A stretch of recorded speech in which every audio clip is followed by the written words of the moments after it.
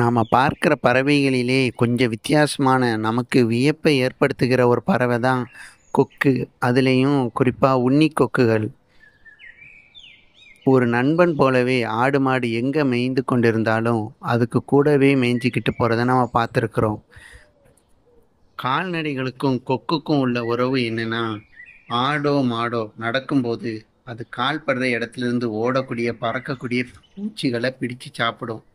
சாப்பிட்ட பிறகு சாப்பிட்ட கொக்கு அந்த கால்நடைகளுக்கு மேலே ஒட்டிக்கிட்டு இருக்க உண்ணிகளை பிடிச்சு சாப்பிடும். இவ்வாறு உண்ணிகளை சாப்பிட்டு அந்த கால்நடைகளுக்கும் உதவியாக இருக்குது இந்த கொக்கு. பெரிய மரங்களில் தங்கி வாழுற பழக்கம் உடைய இந்த உண்ணி கொக்குகள் பெரும்பாலும் வயல்வெளிகளில் காணப்படுது. ப்ரீடிங் காலத்தில் சிறகு தொகுதிகளில் ஏற்படுற நிறமாற்றங்கள் தான் இந்த கொக்குகளை பெண் கொக்குகள்லேருந்து தனியாக பிரித்து காட்டக்கூடியதாக இருக்குது. ஆங்கிலத்தில் கேட்டில் ஈக்ரெட்னு அழைக்கப்படுற இந்த வகை கொக்குகள் சாதாரண ஆடு மாடுகள் கூட சேர்ந்து வாழ்றதும் இல்லாமல் காடுகளில் யானைகள் காண்டாமிருகங்கள் கூடயும் இது சேர்ந்து வாழ்கிறதாம்.